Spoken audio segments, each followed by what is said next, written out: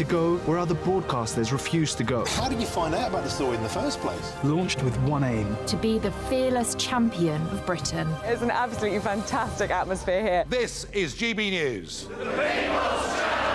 GB News, Britain's news channel.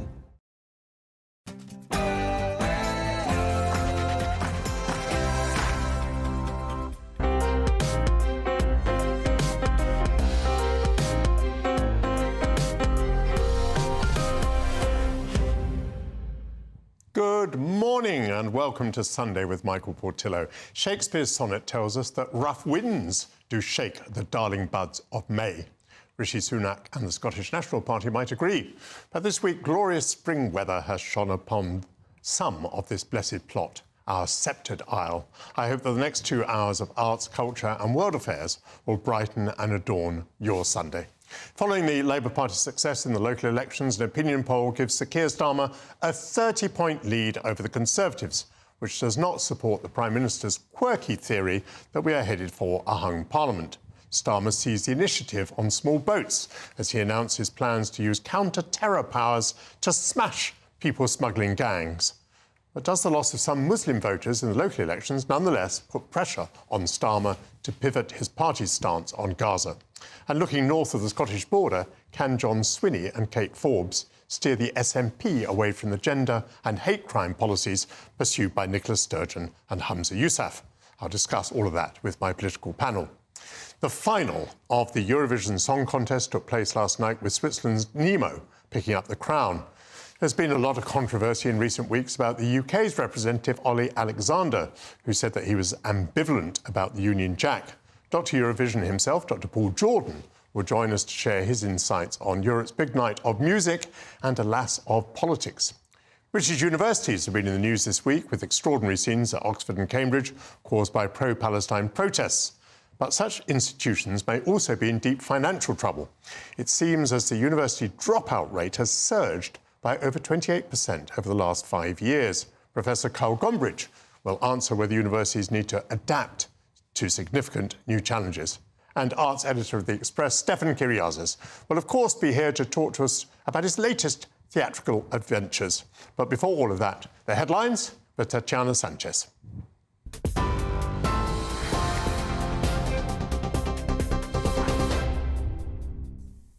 Michael, thank you. The top stories this hour. Claims a British-Israeli hostage has died in Gaza are being urgently investigated by the Foreign Office. Hamas says Nadav Popplewell, who was kidnapped during the October attack in Israel, was injured during an airstrike a month ago. The government says it's seeking more information after the terrorist group made the claim in a video. Undated footage of the 51-year-old with a black eye confirming his name was also released. The Foreign Office reiterated it's working with partners to secure the release of all hostages, including British nationals. Deputy Foreign Secretary Andrew Mitchell condemned the actions of Hamas. My heart goes out to the family at this extraordinary time with the barbarism of these appalling terrorists who have treated the family in such a cynical, cruel and heartless way, and we must wait for further information to become available. But what an appalling, dreadful experience for this poor family to have to suffer at the hands of this absolutely dreadful terrorist organisation. Tory defector Natalie Elphicke denies she lobbied the Justice Secretary over her then-husband's sex offences trial. Sir Robert Buckland claims the MP, who crossed the floor to Labour, requested the case to be moved to a lower-profile court. Speaking to the Sunday Times, he says she was told the request was completely inappropriate. Her spokesperson refuted the accusation, describing it as nonsense in the Mail on Sunday.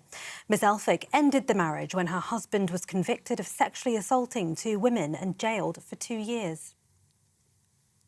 Applications have opened for funded childcare, an expansion on the government's current offer for working families.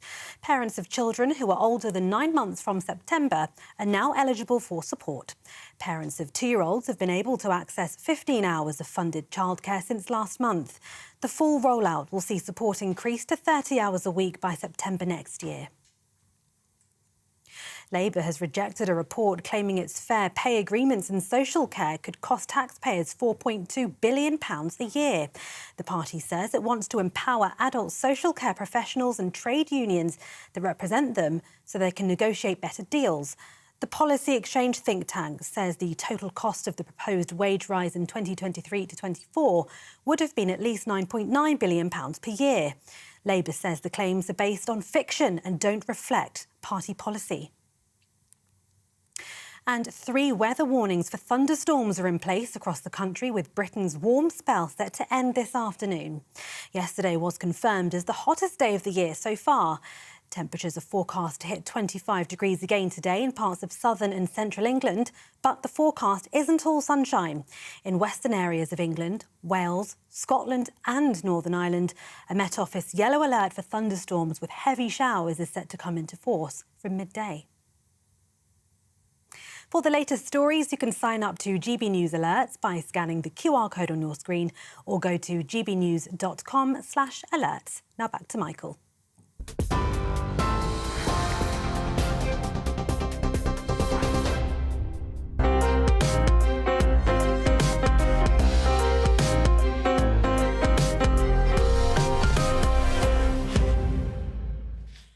Thank you, Tatiana Sanchez. On Friday, Sir Keir Starmer announced his plans, if elected to government, to use counter-terror powers to smash people smuggling gangs. The Labour leader has already pledged to cancel the Conservative government scheme to send some asylum seekers to Rwanda, which was passed into law last month. Sir Keir Starmer insists that our asylum system must be rebuilt. But has he really seized the initiative on small boats? In the local elections, Labour experienced an 80% drop in its vote in areas of England where more than a fifth of people identify as Muslim. Does he need to amend his stance on Gaza? Will a sectarian Muslim party emerge in this country? And in Scotland, can John Sweeney and Kate Forbes steer the SNP away from the gender and hate crime policies pursued by Sturgeon and USAF without a party implosion? To consider these matters, I have with me columnist at the Daily Telegraph, Madeline Grant, former Labour advisor Matthew Laza, and former Labour MP Bill Rammell. Very nice to see you all on the programme this morning. Madeline, can it possibly be that Sir Keir Starmer has discovered a series of anti-terror powers that will be open to a government to use that the Conservative government has ignored? I don't think so at all. I think it's a classic case of sort of proposing a new law when, in fact, the existing laws can be used. They've already been making arrests using the current legislation. It seems to me that what Keir Starmer was promising was very, very similar to what the Conservatives have already been doing for some time, but removing the potential deterrent of Rwanda, which, for all its flaws, since they have actually begun to send a limited number there, we're now hearing, for example, from Ireland that the Rwanda possibility of Rwanda as a deterrent was one of the things that was propelling people to choose Ireland instead, so that we're actually getting now some minimal evidence that it's working. So it seems quite early to be pulling the plug on this. But I think that because the Conservative policy has been so patchy and weak for such a long time, Labour can actually get away with promising something that is essentially a fig leaf. It barely advances what the Conservatives currently have at all. Matthew, I noticed that some security experts were in support of Sir Keir Starmer's announcement. What do you think it is that is new? It sounded to me like the development of a new body, the appointment of a new Quango, which you will understand doesn't fill me with a great deal of confidence.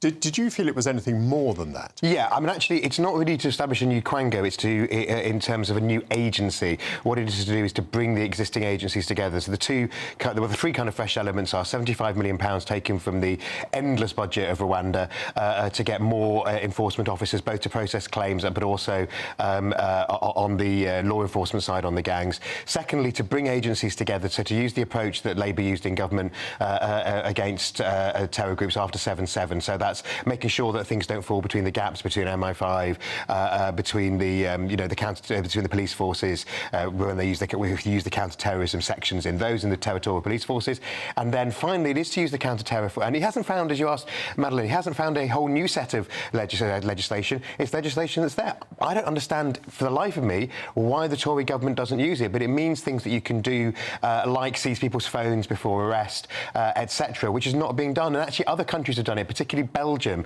for example, taking phones has been a really strong way of them being able to trace back the gangs. It sounds like it's not that significant, but actually in Belgium they've done it to actually trace back through the gangs. People say, oh, they just chuck the phones over the side. Well, that's not what they're doing, because they make TikToks when people arrive on our shores, and people want their phones because they think they need them to link up with people when they're here. So it will make a difference. I don't think anybody's pretending it's a magic wand, though. Bill Rammell, just before the local elections, Sir Keir Starmer announced a development of his policy towards those people arriving on small boats, which sounded to many people a bit like an amnesty. It sounded like, the people in the system, they were going to be processed very fast, and basically they were going to be granted their asylum claims.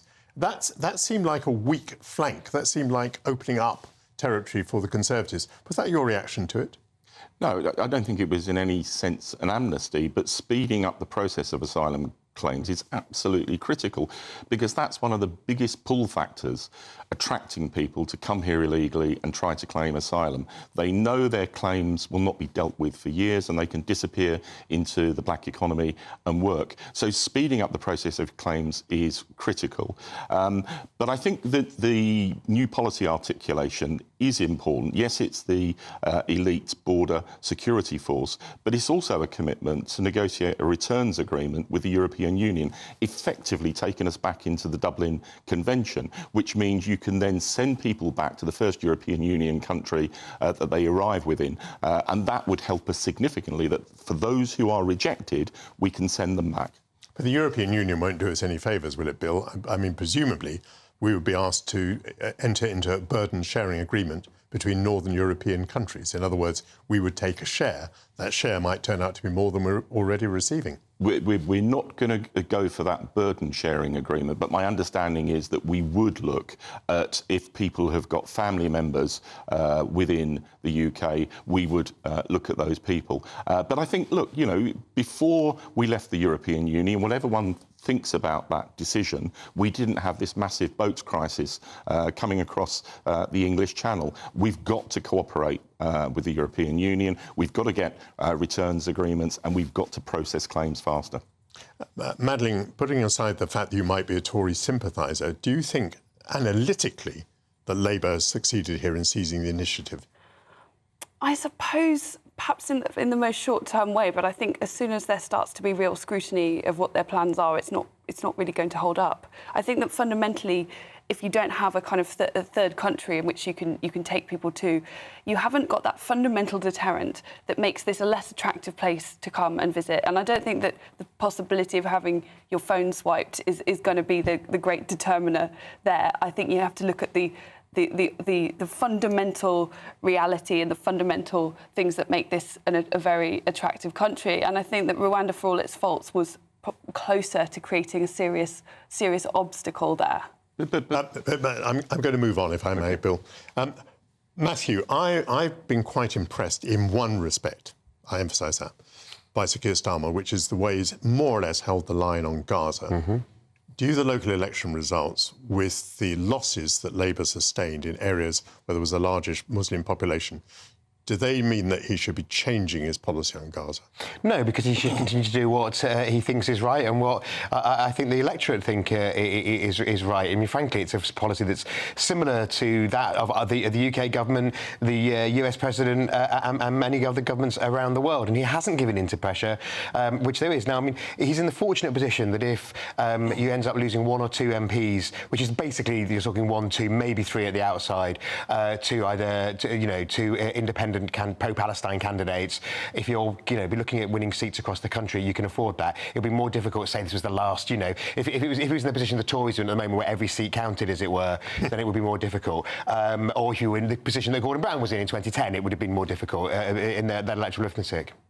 Bill, a bit of analysis. Do you think the emergence of a sectarian Muslim political party is likely or even inevitable? Well, I think we've effectively got a Muslim sectarian party in the body of the Workers' Party under George Galloway. And undoubtedly, we lost some votes to that party at the local elections. So I don't think we need to pivot in terms of our position, but I think we've got to better articulate it, and we've got to but some of the misrepresentation of Labour's position on the far left and by some people in Muslim communities. And we've got to make clear that for an incoming Labour government, as it was for the last Labour government, pressuring for a two-state solution with a viable state for Palestinians is going to be a key priority for that Labour government. But I think if we tried to pivot from our position now and effectively acquiesce with what Hamas have done, one, it would be totally wrong, but two, it wouldn't work politically. Madeline, do you mind if I move you on to Scotland and more analysis? Do you think this new combination of John Swinney and Kate Forbes can bring the SNP from where it has been to a more centrist position, maybe a position where it can begin to attract votes back from Labour without an implosion within the SNP? Good question. I mean, I think that's certainly what John Swinney would like to do. It does seem like he was very closely connected with Nicola Sturgeon, obviously, and it seems like freed from the yoke of Nicola Sturgeon, he is adopting a more centrist position. For example, he spoke about his profound Christian faith, which is not something that he'd really talked about openly very much. I guess he's now trying to speak in Kate Forbes' language a little bit. But, you know, they're going to be in real difficulty there because, obviously, they are now in a minority government. And the Greens have already, I think they're feeling quite embittered about the breakdown of their electoral pact with the SNP. You know, they used his first outing in First Minister's questions to go after her and her social conservatism. And although I think there is a growing recognition within some sections of the SNP that rightly they've been accused of not focusing on the things that really matter to the Scottish people, but trivialities and identity politics and stuff, I still think there is a big rump that will be opposed to Kate Forbes. And obviously, without the Greens, they'll have to try and make common cause. I think we're going to see, for example, a big clash coming over the issue of so-called trans conversion therapy, although the CAS report made it very clear that should not be outlawed in its entirety because you may end up penalising parents and teachers who are just trying to help children who are struggling with gender identity issues. I think that will be a red line for the Greens, and there will be a big clash over that. Matthew, we're coming to the end of this. Swinney has already said that there's an end to the idea of gender self-identification. It looks as though he might implement the CAS report in Scotland. What do you think he might, or what do you think he might need to do about the hate crimes legislation, which appears to me to have caused pretty much chaos in the Scottish it certainly did in the first few weeks. And I think what they'll do is they'll see over the next few weeks whether the people are still ringing that helpline, still going into the Glasgow sex shop and the farm shop in Aberdeenshire and all the places you could report a hate crime afresh under the new legislation. I suspect, because obviously people were pranking at the beginning, if it calms down, I think they might just quietly de-emphasise it because they don't want to throw the baby out with the bathwater. I think what Swinney's got as a core vote strategy is to try and shore up the traditional SNP vote, particularly against the Tories, where they used to win, realising that in Labour, again, the central belt, Labour's going to win a lot of seats. I thank all three of you for being with me on this Sunday morning. Thank you very much for your very interesting comments. That's Madeline Grant, Matthew Laza and Bill Rammell. And now it's time for the Great British Giveaway and your chance to enjoy a spectacular summer with an extra £20,000 cash in your bank account. It's our biggest cash prize of the year so far, and here's how it could be yours.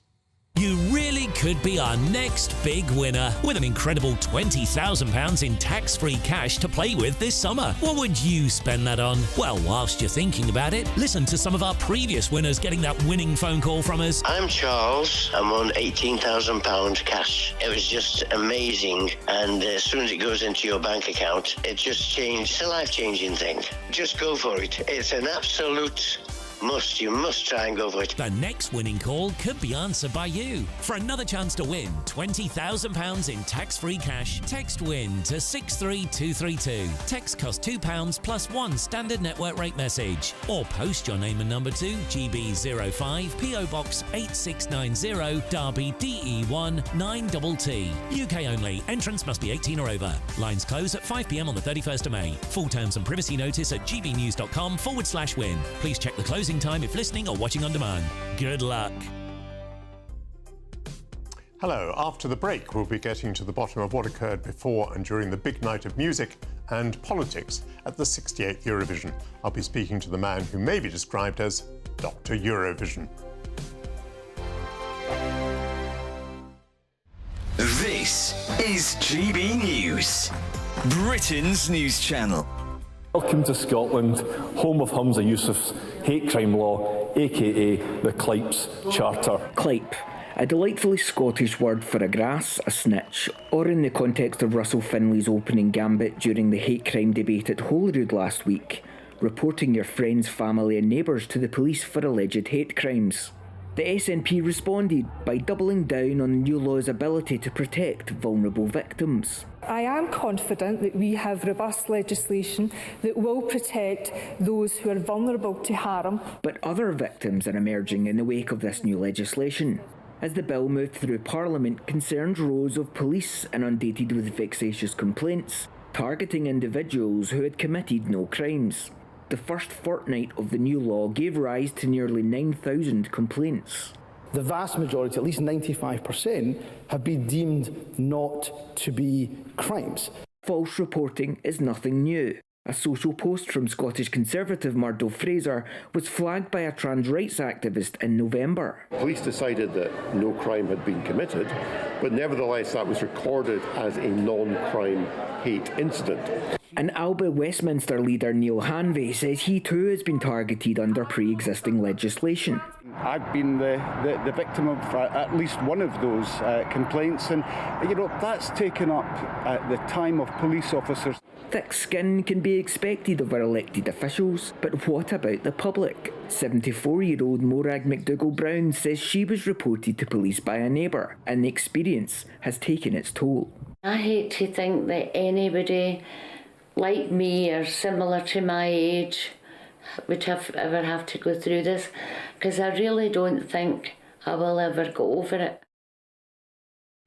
2024, a battleground year. The year the nation decides. As the parties gear up their campaigns for the next general election. Who will be left standing when the British people make one of the biggest decisions of their lives? Who will rise? And who will fall? Let's find out together. For every moment, the highs, the lows, the twists and turns. We'll be with you for every step of this journey. In 2024, GB News is Britain's election channel. I'm Christopher Hope. And I'm Gloria Di Piero, bringing you PMQ's live here on GB News. Whenever Parliament is in session on a Wednesday at midday, we'll bring you live coverage of Prime Minister's questions. We'll be asking our viewers and listeners to submit the questions that they would like to put to the Prime Minister, and we'll put that to our panel of top politicians in our Westminster studio. That's PMQ's live here on GB News, Britain's election channel.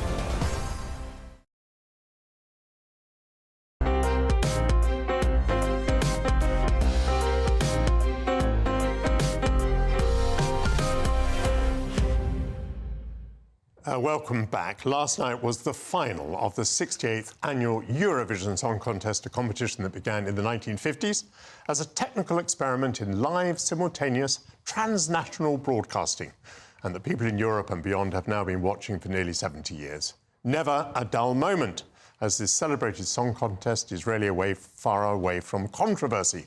After the European Broadcasting Union confirmed Israel's participation in the contest, there were calls for countries to boycott the event. The UK's entrant, Ollie Alexander, was urged in an open letter from more than 100 queer artists to withdraw in solidarity with Palestine. He did not, whilst bemoaning that it's a fantasy that the contest must be apolitical. I'm joined now by GB News reporter Charlie Peters, who's in Melbourne. Charlie, hello. Do the organisers believe that despite all the protests outside, inside the auditorium, they succeeded in having a politics-free contest? Well, they didn't. That's the long and short of it, because many contestants were issuing political statements on the stage, not only in their final dress rehearsal on Friday, but also last night during the grand final, as it's known. The Irish performer saying that love will triumph hate, and we also saw the Portuguese performer saying peace will prevail. Expected to be references towards the ongoing conflict between Israel and Hamas in Gaza. We also saw, ahead of the final, several of the jury vote announcers withdrawing themselves from the competition, both the Norwegian and the Finnish announcers saying that they wouldn't be involved, with the Norwegian jury vote announcer specifically saying that they weren't comfortable with it, it didn't feel right, which is expected to be a reference towards the situation with Israel involving themselves in the competition. As you just heard a man interrupt our broadcast there to say Free Palestine. He was likely one of thousands who were protesting yesterday throughout this city, because there was a significant march that started here in this square about 24 hours ago, and it moved all the way to the west of the city ahead of several more protesters also migrating from that position to outside the arena. And as the competition started at 9 p.m. here, there was a significant scuffle between protesters and the police. Pepper spray was deployed, several arrests were made as groups were kettled by both Danish and Swedish police and moved away from the venue. Now, they say that politics is not part of Eurovision, but in all the lead up and in the performance, it certainly was. Thank you very much from Malmö, Charlie Peters. And I'm now joined down the line from Dublin by Dr. Eurovision, Dr. Paul Jordan. Welcome very much to GB News. So we heard that report just there about the scuffles outside. Certain of the artists making at least veiled references inside the auditorium to political matters. How successful do you think the organisers were at keeping politics at bay? Good morning, Michael, and yes, greetings from Dublin. I think this year has been really challenging. It's been a very difficult year for the organisers. They're producing a television show. It's not a political rally. It's not a summit. But politics comes into it, just like it does with the World Cup in Qatar last year. So I think they've not really helped themselves by being inconsistent in the past. They've allowed certain songs to be allowed through, which could be seen as political. They've turned a blind eye to some countries and their behaviour in terms of, freedom of the press, freedom of the media, and then they've allowed Israel to compete when there's a really serious situation. So they've not helped themselves, but overall, I think the music was louder than the politics. Paul, you weren't saying that they shouldn't have allowed Israel to participate, were you? No, and I think Israel have every right to participate. It's a very different situation to what happened with Russia and Ukraine. Technically, the Israeli broadcaster had not broken any rules. And I do think it's a really complex situation. I understand feelings are running high about the entire situation. Whichever way you look at it, it's awful. I do think it was actually quite distasteful for some people to be booing the Israeli artist. At the end of the day, she's a 20-year-old singer singing a very good song. And, she's not a spokesperson for the government. She's not responsible for what's happening. And it was all in all not really in keeping with the spirit of the event. There we are. We're seeing Eden Golan performing there. She actually came fifth, a pretty creditable performance. The Israeli security forces, Shin Bet, clearly took her safety extremely seriously. They clearly thought there was a threat to her life and limb. Do you feel there was any exaggeration in that position, Paul? Well, I think if you look back to what's happened over, Israel's participation in, large-scale international events before, like the Olympics in '72, these things have consequences. So I think they were taking no chances. And I was glad that she did well. It's a good song, but it's interesting that the juries did not vote for her. I think some countries were worried about seeming to be supporting Israel. And this is a song contest. It's not a political rally. But as I say, politics comes into it. But, I wish her all the best. But also I understand calls for peace and freedom as well. It's a very complex situation. And it's a shame that Eurovision this year, for me, was tainted by this. She did extremely well with the public vote from Britain. Do you think that was well organised, or do you think that was simply a spontaneous explosion of appreciation for the artist?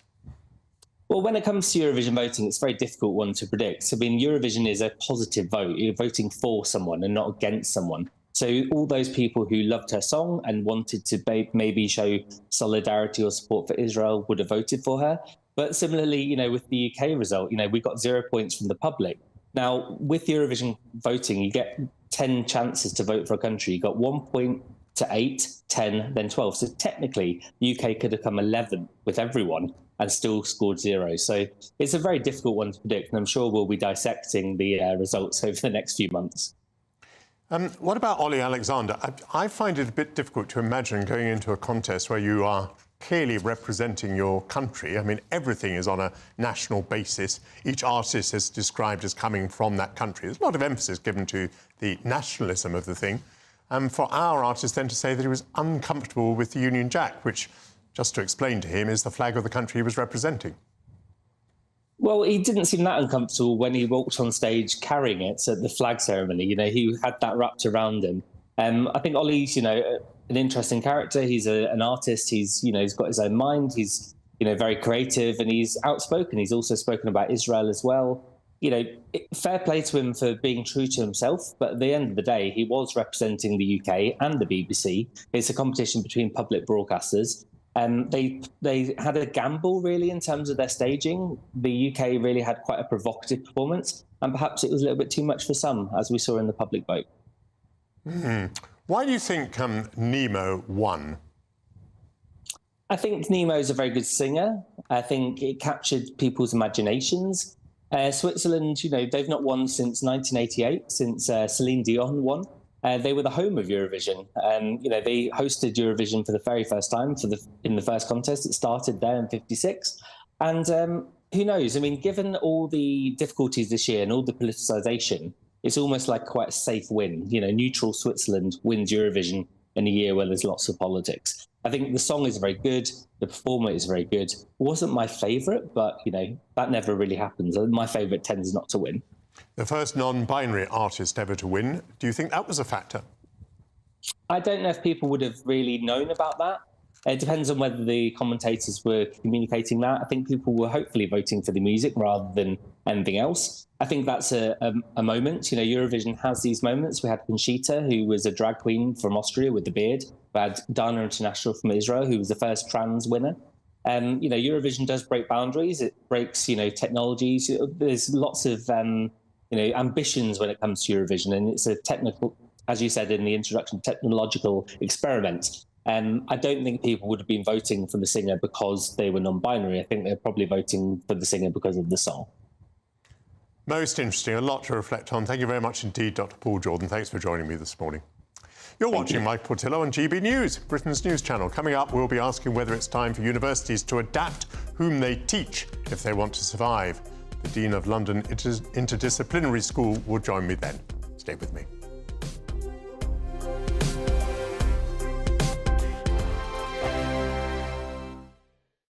This is GB News, Britain's news channel. Prince Harry, remember him? He appears to have fully turned his back on the UK as he listed his primary residence as the United States for the very first time in papers published yesterday. So interestingly, Harry listed the dates on the formal US residency forms as the 29th of June 2023, last year. So that was the very same day he was kicked out of Frogmore Cottage in Great Windsor Park by his dad, the King. Charlotte, thank you for joining me. Okay.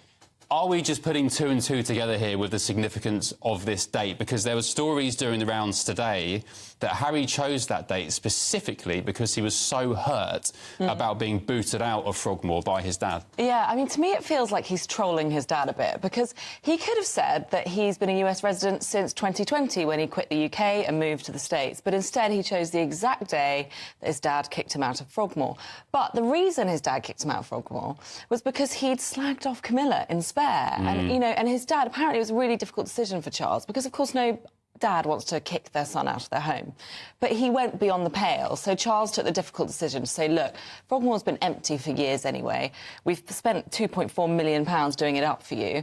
And now you've, you know, insulted our family in your book, Spare. Why is he so hung up on Frogmore? Because this is the country he was desperate to get away from. This is a house he didn't particularly want to live in and, in fact, didn't live in. Well, he was forced, by the way, to pay £2.5 million to fund the renovations after it all kicked off. I mean, would that have anything to do with... Yeah, I mean, I'm sure that sort of galvanised his anger towards the whole situation. He thought he was getting a fantastic freebie. And there was, you know, there were a few reports at the time that Meghan actually thought she was moving into Frogmore House, which is a much grander property.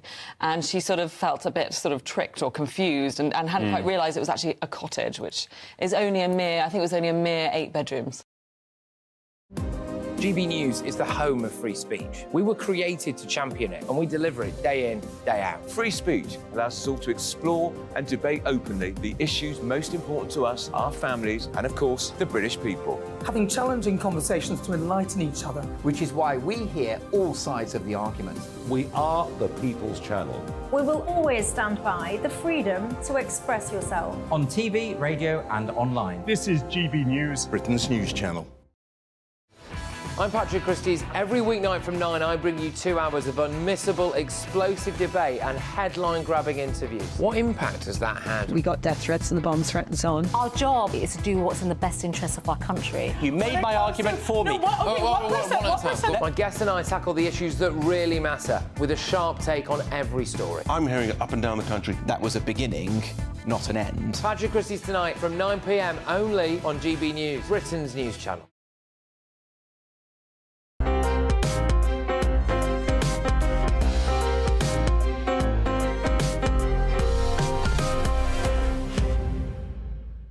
Welcome back. In recent years, universities have grappled with financial difficulties. The British government has not increased the fee that can be charged to UK students since 2017, despite high inflation.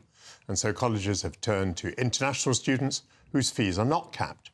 The number of visas for students and dependents makes up a big part of legal migration.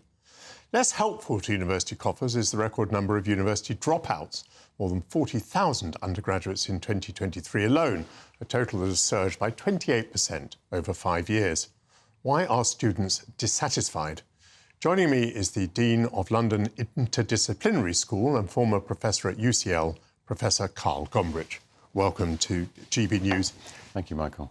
May we deal, first of all, with the very large numbers of foreign students now? I mean, it is clear why it is happening, because there's more money to be made from foreign students. It's also a policy which, in its own terms, gives the government quite a lot of difficulties, because it boosts the numbers of migrants, which is causing it political difficulties. By the way, it brings a lot of Chinese students into the country, and now the government is worried about Chinese influence and so on.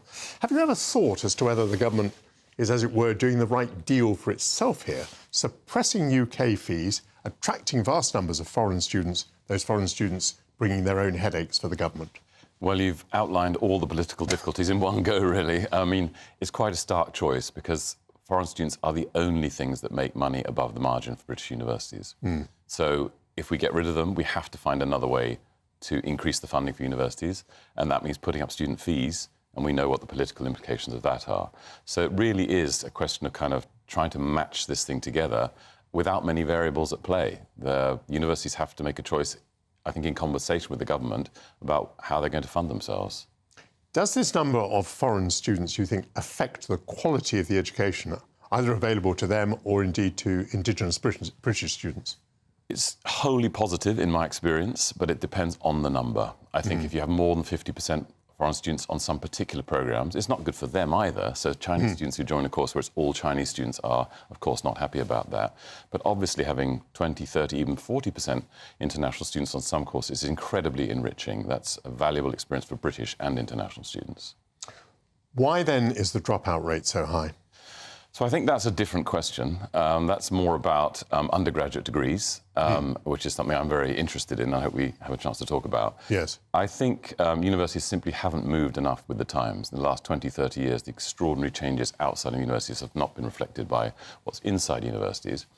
Can we assume that these dropouts are mainly UK students, or would they be equally divided between the UK and the overseas students, do you think? I don't know the data, so I wouldn't say for sure, but I would suspect they're mostly British students. Yeah. Because once you've made the commitment to come here as an international, I think you stay. Right. What we see at my university is that the most satisfied students are those that have left single honours degrees, often at Russell Group universities, and joined our programme, which is very different. Yeah. And I think that's rather revealing, because they've gone to elite programmes, studied a single subject, and thought to themselves, how is this actually relevant to me and the great problems of the world today? So tell us what you mean by interdisciplinary.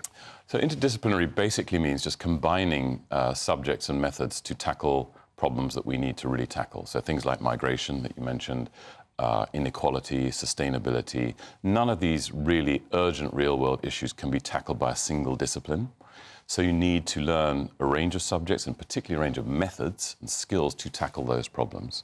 When I went through education, the model was that you began as a generalist, and as you moved up through education, you became increasingly a specialist. And I think the argument for that was that you needed to learn something in depth, and that if you went on being a generalist, it was possible to know a little about a lot of things. That was rather easy.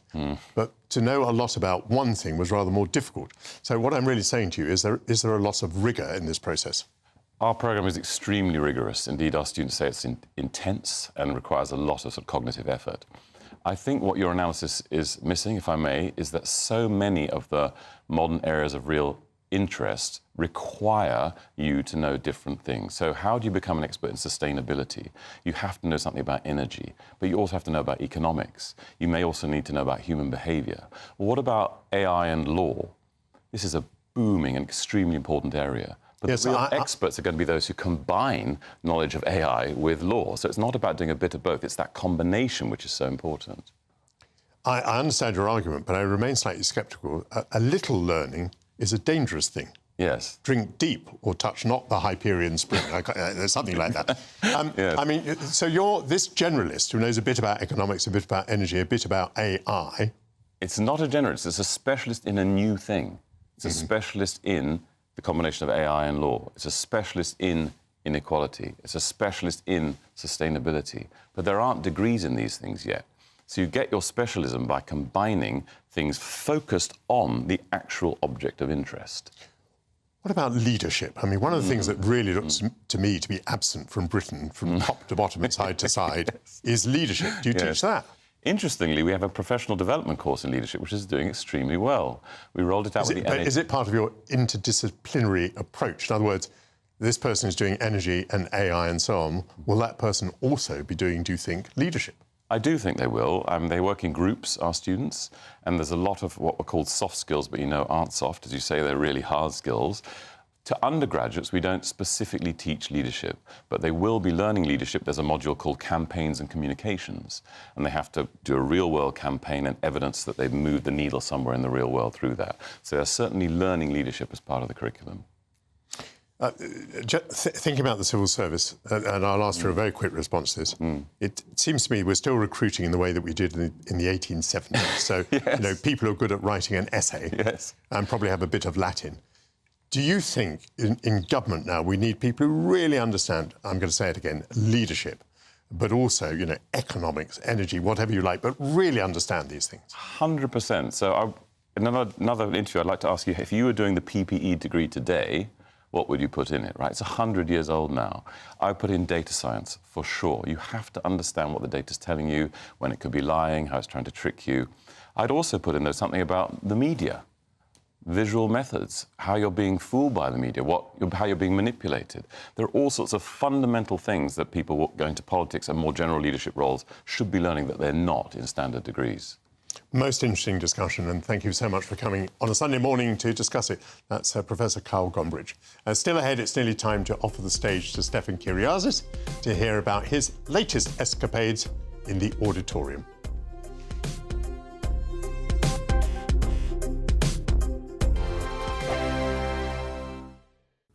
Hello and welcome to your GB News weather update by the Met Office. Sunny spells for some, but also some scattered heavy thunderstorms, but it is going to be feeling warm, very warm for some of us. High pressure still in charge, especially across eastern parts. That's gradually clearing its way eastwards. We do have some weather fronts to give a focus of some heavy rain, especially across Northern Ireland, later into Scotland as well. But we do have weather warnings in force for thunderstorms across much of England, Wales, Northern Ireland and into Scotland later. So we are going to see some heavy downpours, torrential with thunder, lightning and hail. Further towards the south and east though, plenty of sunshine on offer, feeling warm with highs of up to 27, possibly 28 degrees. So heavy showers continuing tonight with the risk of thunder and lightning. They're going to be pulling their way northwards, affecting much of northern England and into Scotland later, with heavy rain here as well. Elsewhere, turning drier into the night, some low cloud across western parts, but otherwise temperatures are still holding up at around 11 or 12 degrees. So a mild start as we go through Monday, but a bit of an east and west split. Many places across eastern parts are seeing a dry day once again, but further towards the west, we've got low pressure in charge, bringing outbreaks of heavy and persistent rain, especially across southwest England, Wales and Northern Ireland, feeling cooler for all as well, and with a bit of a breeze across eastern coasts. In the GB Newsroom, we bring you the news as it happens. With our team of dedicated journalists across the UK, GB News brings you accurate reporting of the day's topical agenda. When the news breaks, wherever and whenever it's happening, we'll be there. This is GB News, the People's Channel, Britain's news channel. If you want your news to be straight talking, this is a nightmare for the Conservatives again. Down to earth. It's not just Nottingham where this is happening, is it? And most importantly, honest. Hard-working, middle-class taxpayers, they'll get the book thrown at them. Then catch me, Martin Daubney, Monday to Friday, 3 till 6 p.m. on GB News, Britain's news channel. Every Saturday, 10 till 12, we'll bring you all of the news that you need to know. We'll also remind you that there is so much to smile about. It's my favourite time of the week. I get to relax, enjoy some light-hearted stories, and let Ellie teach me about fashion too. That's Saturday Morning Live, every Saturday, 10 till 12. Only on GB News, Britain's news channel. Are the newspapers getting you down? My wife didn't divorce me that month. Struggling to separate the wheat from the chaff? I know that it's a bit of a circus at the best of times.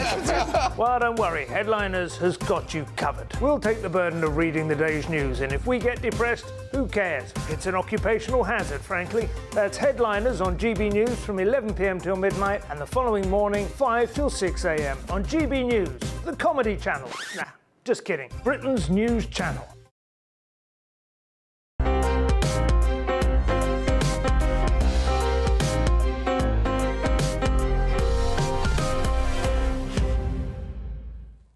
Welcome back.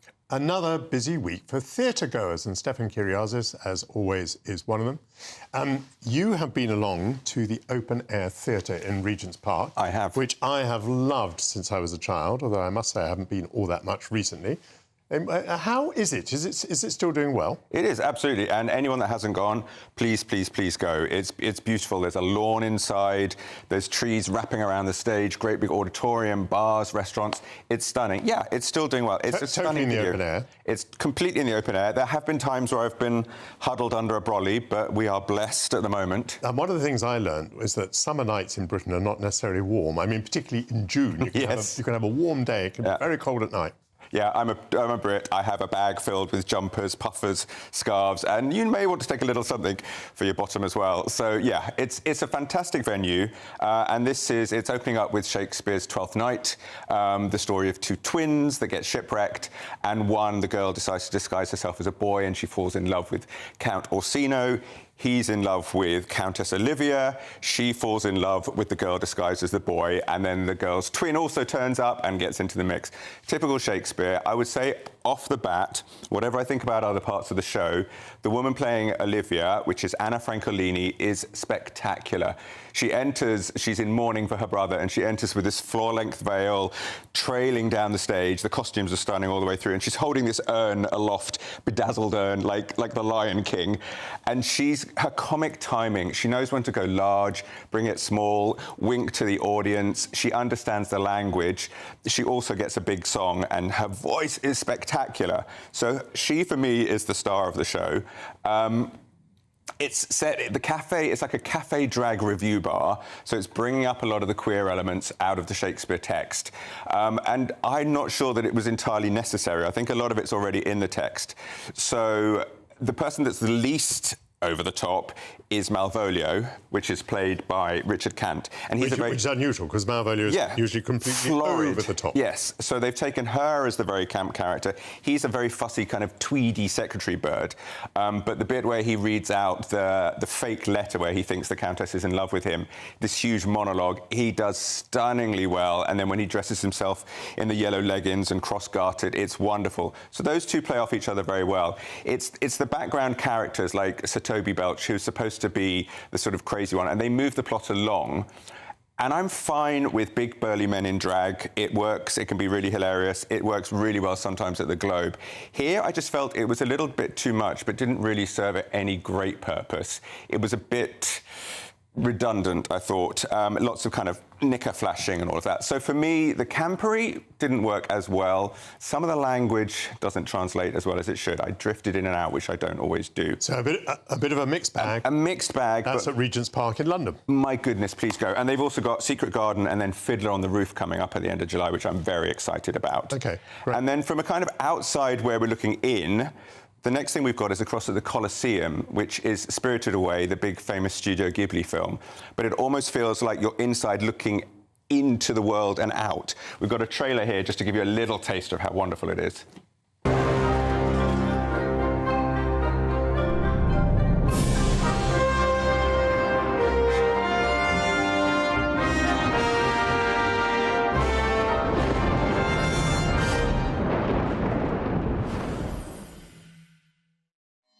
That looks remarkable. Is this a show which has come from Japan? Yes. Yes. So this was done by the Toho company in Tokyo, although done by John Caird, adapted and directed, who's a very established British director. He's worked a lot in Japan, but also hugely with the National Theatre here.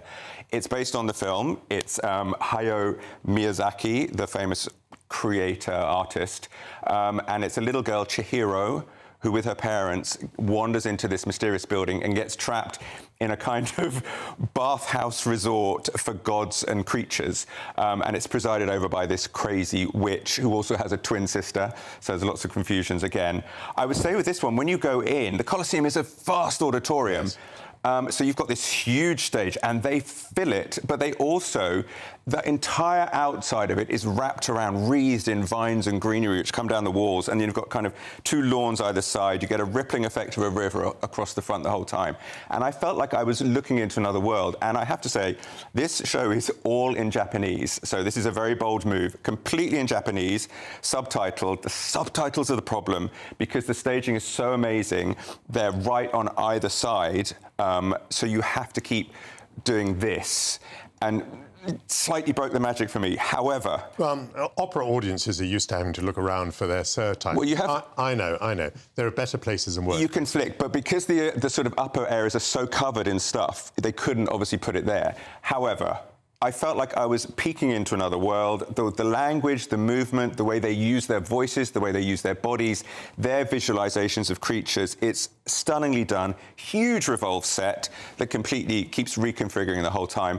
And this thing where the puppeteers are all on stage. So you see them holding things on long wires or moving things around. When the witch gets crazy, her head blows up, expands, but they're all holding different parts of her face and then they bring it together. The guy there with the white face that we saw in the video, no face, he gobbles up lots of people and expands to monstrous proportions, but it's more and more people get inside his costume. It's extraordinary. It's like nothing you've seen before. So for that alone, I felt it was magical. I was seeing something utterly different. So I loved it. A little bit too long. And yeah, those subtitles are a problem, but I don't know how they would have solved it. But it's extraordinary. That's on at the London Colosseum. Please go and see. I'm going to move you on to talk about Shakespeare's Globe, which has had some quite good news. Yes. In all these troubled times, they posted a loss 2022, like many, many places. Last year's accounts, which have just finally all been released, they are and the one is important, 6.1 million in profit, which is extraordinary. And they also pointed out 190,000 tickets sold at £10 or less. So London is not crazy expensive all the time. There's all this choice. They benefited also from this tax relief that the government gave them, and they acknowledged that. How do you make a profit out of selling very cheap tickets? I think the answer must be that people come back. So you introduce these people to theatre with a £5 ticket, but maybe another day they come back and they Well, pay you have to sell out, number one. They've said they've been very, very careful. And yes, the government tax was supposed to be phasing down, and the government has announced it's now fixed. So that's a huge bonus to everybody. So it's really thrilling. But they've said they've been very careful, very responsible, which perhaps other organisations might take note of. And they've made their venue survive. And I think it's thrilling. Have you anything else to tell me, or shall I tell you about... Very quickly, Rufus Wainwright... Oh, God. ...wanting to tank and blame us for the failure of opening night. Yeah, opening night was the name of the show. That was the Sheridan Smith one. It got closed down after a relatively short number of performances. And he tells us that it was Brexit that was to blame. Because what? Because we British have now become narrow-minded. We don't have the imagination to absorb his show. Since Brexit, we have entered into a dark corridor and we've become slightly smaller-minded. And I have just seen a show all in Japanese. And I would like to point out that Ivo van Hove, who directed the show, who is a very sort of a Marmitey director, he also directed A Little Life with James Norton, which was a very difficult show to watch, but stunningly done, sold out and extended. So we are up for it. What we want is a good show. And I find it embarrassing that Rufus Wainwright is trying to blame it on everything but the fact that the show didn't work. And I would have to say his music is not particularly suited for a musical. So, yes. Let me just tell you very briefly that I go around the world watching Wagner ring cycles, and Wagner is both music and text. And the text is incredibly important. And what happens very often is a director comes along who's so arrogant as to think, I'm going to put my own idea here, even though it conflicts all the time with what the people are actually singing about. I've been to this production in Zurich, directed by Andreas Homeke, where for once it is the text that is supreme. And it is not the idea of the director. He makes sure that the singers come forward and tell us what it is that's on their minds. So that's the Zurich Ring. Thank you very much indeed, Stefan Kyriazis. Please do not go away. After the break, we're going to be talking the dire state of the Welsh National Opera. See you then.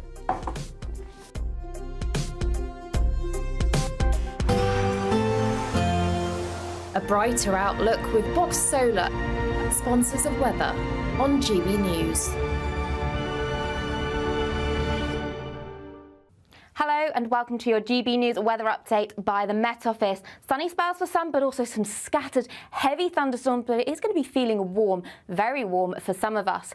High pressure still in charge, especially across eastern parts. That's gradually clearing its way eastwards. We do have some weather fronts to give a focus of some heavy rain, especially across Northern Ireland, later into Scotland as well. But we do have weather warnings in force for thunderstorms across much of England, Wales, Northern Ireland and into Scotland later. So we are going to see some heavy downpours, torrential with thunder, lightning and hail. Further towards the south and east though, plenty of sunshine on offer, feeling warm with highs of up to 27, possibly 28 degrees. So heavy showers continuing tonight with the risk of thunder and lightning. They're going to be pulling their way northwards, affecting much of northern England and into Scotland later with heavy rain here as well. Elsewhere turning drier into the night, some low cloud across western parts, but otherwise temperatures are still holding up at around 11 or 12 degrees. So a mild start as we go through Monday, but a bit of an east and west split. Many places across eastern parts are seeing a dry day once again, but further towards the west, we've got low pressure in charge, bringing outbreaks of heavy and persistent rain, especially across southwest England, Wales and Northern Ireland, feeling cooler for all as well, and with a bit of a breeze across eastern coasts. That warm feeling inside from Boxed Boilers, sponsors of weather on GB News.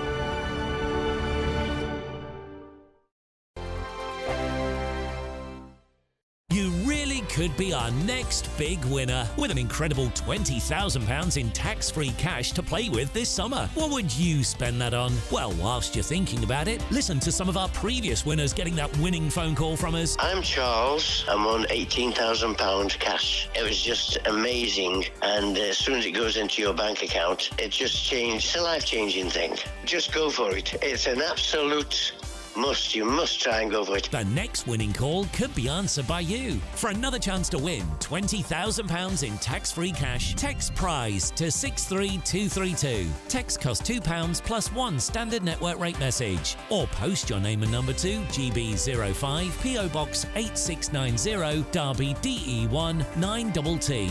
UK only. Entrance must be 18 or over. Lines close at 5 p.m. on the 31st of May. Full terms and privacy notice at gbnews.com/win. Please check the closing time if listening or watching on demand. Good luck.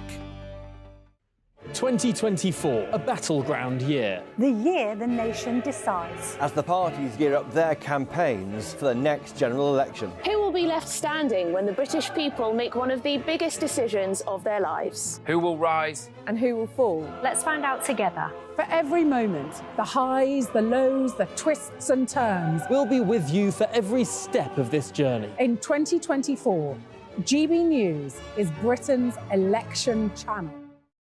We're GB News, and we come from a proud tradition of British journalism. That's why I'm so excited to be here. It's something so new. The first news channel to be launched in Britain in over 30 years. Launched to represent the views of the British people. To go where other broadcasters refuse to go. How did you find out about the story in the first place? Launched with one aim. To be the fearless champion of Britain. It's an absolutely fantastic atmosphere here. This is GB News. The People's Channel. GB News, Britain's news channel.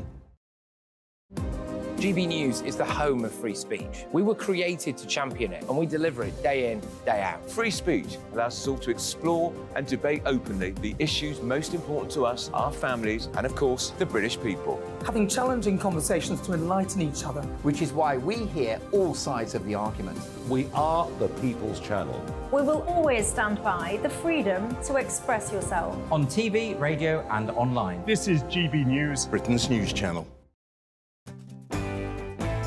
I'm Martin Daubney. This is GB News, Britain's news channel.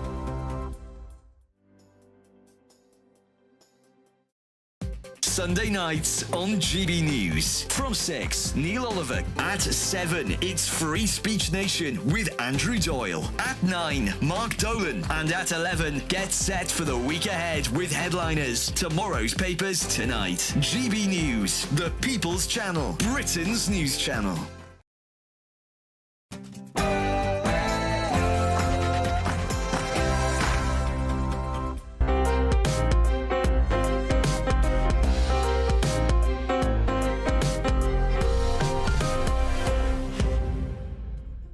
Good afternoon and welcome to the second hour of Sunday with Michael Portillo on GB News.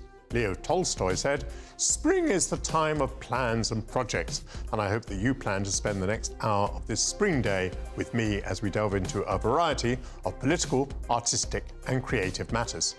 Sir Nicholas Kenyon has issued a stark warning this week over the future of Welsh National Opera after the company suffered large cuts to its public sector funding. Why is classical music penalised when it forms such a part of our national heritage? Perhaps that question contains its own perverse answer. Sir Nicholas will talk to me about the worrying implications and how opera can survive.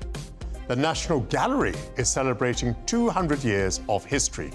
The home to Monet's The Water Lily Pond, Velázquez's The Toilet of Venus, and Constable's The Hay Wain. This is a collection of international importance, providing stunning snapshots of the history of art and illustrating artistic movements. The lead curator of the National Gallery will join me to talk about why we should celebrate. After Home Secretary James Cleverly identified him as a spy, Russia's defense attaché in the United Kingdom has been expelled. Maxim Elovic will soon be thrown out of the country as part of a crackdown on malign Russian activity across Europe. Does this latest move provide evidence that the West is getting tough, as David Cameron has promised in a speech this week? Alexander Vasiliev will be here to discuss. And finally, tomorrow is World Cocktail Day. Whether it be a pina colada, a raspberry Collins or an espresso martini, it's the perfect excuse to indulge in your favourite alcoholic beverage. Mixologist Andrea Amoroso will be here to shake and stir me. All that ahead, but first your headlines with Tatiana Sanchez.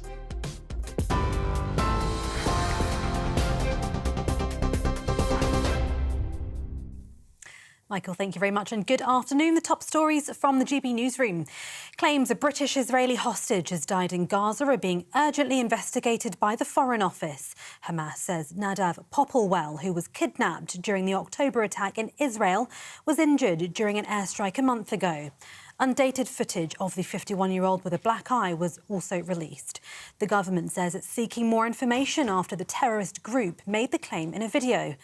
Deputy Foreign Secretary Andrew Mitchell is condemning the actions of Hamas.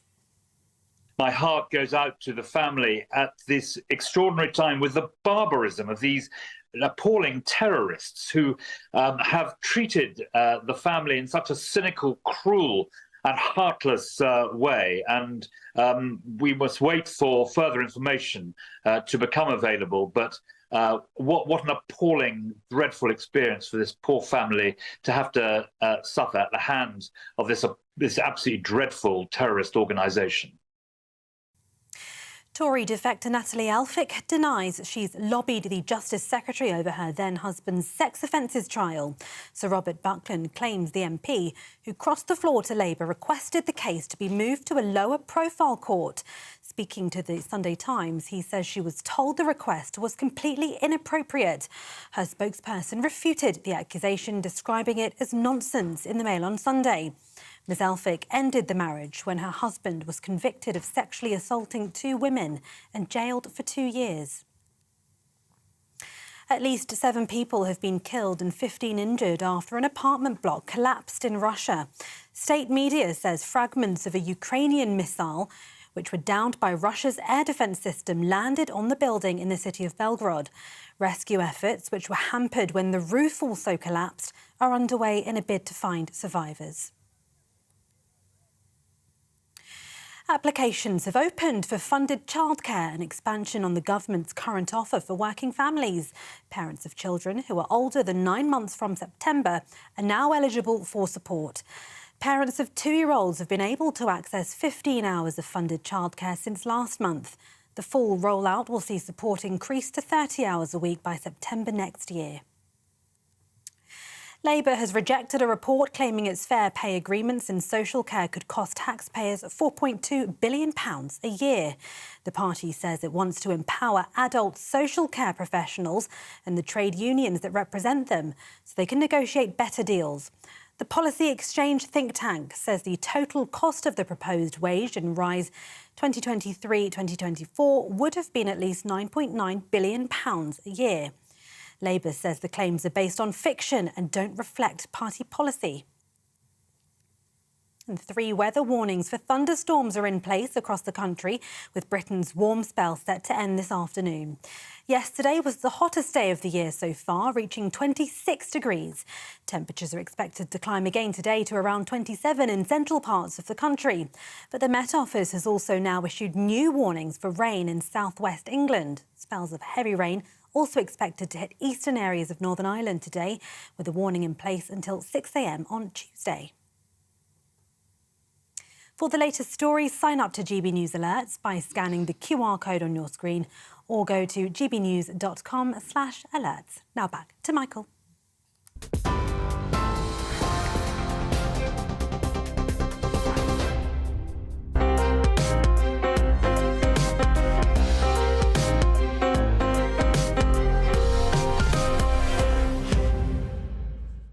Thank you, Tatiana. A British opera regards itself as under renewed attack as the Welsh National Opera faces a 35% cut in its funding from Arts Council England and an 11.8% cut in grant from the Welsh Arts Council. The company now finds itself in financial crisis and has resorted to reducing the weeks of touring in the 2024-25 season in both Llandudno and Bristol. If classical music fans detect in those cuts a disdain for excellence, further evidence was perhaps provided when the tenor Ian Bostridge discovered during a performance that the chief executive of the City of Birmingham Symphony Orchestra, Emma Stenning, had introduced new rules allowing the audience to film him as long as it wasn't his whole performance. To discuss what's going on in classical music, I'm joined by the Telegraph's opera critic and the former director of the BBC Proms, Sir Nicholas Kenyon. Nicholas, lovely to see you here again. In 1977, I drove twice within the space of a week to Cardiff to hear two performances of Wagner operas conducted by Sir Reginald Goodall. Why is the Welsh National Opera so excellent? Tell us a bit about this company that you are concerned about. It's a magnificent company with a long story of imaginative but musically based great productions. Remember, they had Pierre Boulez, they had Peter Stein directing, and it's a long and illustrious history. And I think it has now just come up against this really shocking disdain for opera as an art form. I mean, you can't query the excellence, to use your word, of what they have been doing. Last night in Birmingham was the last performance of their absolutely outstanding production of Benjamin Britten's Death in Venice, which I saw in Cardiff and I would say is one of the best opera productions in recent times in Britain, across the board. So they've just fallen victim, and in a really shocking way, with Arts Council England and Arts Council Wales not talking to each other but collaborating to decimate its resources. I said rather acidly during my introduction that, well, I implied that perhaps it's because they represent a national tradition and a tradition of excellence that they're being despised. In other words, is the agenda to promote some different sort of music, maybe some music which is in some way more community-based, in their stead? It is not just that it is nationally based, because this attack on opera, which is perceived by people who don't know enough about it as an elitist art form, is across the board. We've already talked about the threat to English National Opera. Glyndebourne's touring has been cut. And so I think what we're seeing is a desire for a more community-based.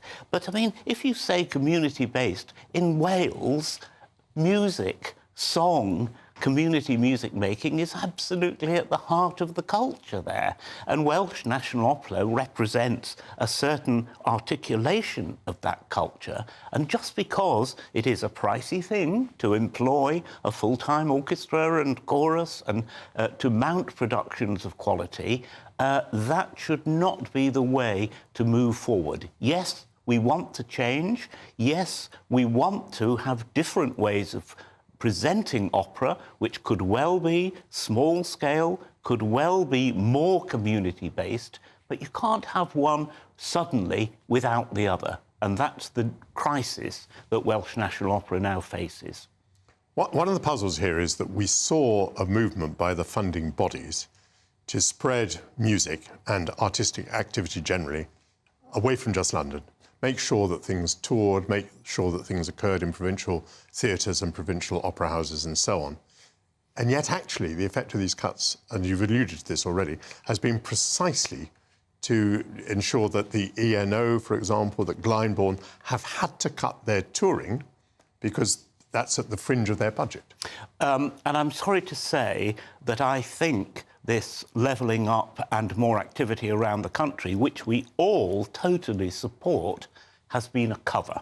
It has been a cover for an attack on an art form which certain people in the funding bodies simply do not regard as a valid expression of modern-day culture. And yet the fact is that these are some of the most thrilling, some of the most involving pieces known to man. And the Arts Council has put out an absolutely appalling report trying to demonstrate that because operatic stories were conceived in the past, and a lot of the most popular operas in the repertory are 19th century, this somehow cuts them out of contention as expressions of modern culture. That doesn't apply to Shakespeare at the Globe. We look for different interpretations of great works of the past, and that is equally true of opera. The way you speak about Arts Council England implies that you know a bit about what's going on there and who's taken these decisions. One of the things that's frustrating to me as a member of the public is I don't know who's accountable for these decisions, and I certainly don't understand the political accountability for all this. I mean, Are ministers responsible for this? If someone is unhappy with this, can they summon the minister to Parliament and ask questions, or is the minister also completely powerless here? The Arts Council operates under what has always been described as the arm's length principle, that it is not government directing them. They are an independent body setting their own strategy. But what we saw under the brief and calamitous Culture Secretaryship of Nadine Dorries was a very specific instruction to Arts Council England to move funding out of London. And that was the root of English National Opera's problems. So I can tell you, it's not a secret. The chairman of the Arts Council is the much respected Sir Nicholas Sirota. The chief executive is Darren Henley. And it puzzles me that there has not been more accountability in terms of the outrage that what they have done has prompted in recent weeks and months. What we do know now is that the government is instituting one of its regular reviews of its arm's length bodies, in this case the Arts Council England, which will be chaired by Mary Archer. And Mary Archer is no pushover, and I think we can expect a quite forensic look at how recent decisions by Arts Council England have prompted the outcry that they have.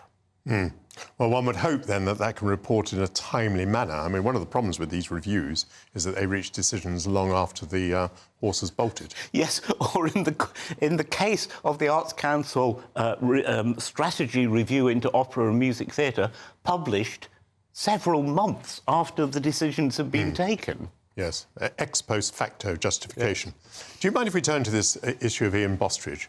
So there's this tenor trying to give his performance, and he becomes aware that he's being filmed, I assume by quite a lot of people, immensely distracting to him, also immensely distracting to other people in the audience. And it turns out, I mean, I think this is the way it is, I think he didn't know about this, it turns out that the policy of the new chief executive of the orchestra was that people should be allowed to film. How do you feel about this? I think this is just a horrible misunderstanding in terms of trying to loosen up the concert format and trying to make people feel more welcome and that the experience is accessible. When you say misunderstanding, you mean a misdecision, a bad decision? Yes, and it is completely unacceptable that that should happen without it being thoroughly talked about and thoroughly discussed. Various places now say, please film our curtain calls. You know, using phones for reading digital programme notes, for instance, is a more familiar thing now. But an artist like Ian Bostridge has to be respected in his attempt to draw a hall together in total concentration and total silence. Some artists may want to stimulate dancing in the aisles. That's, you know, that's a different show.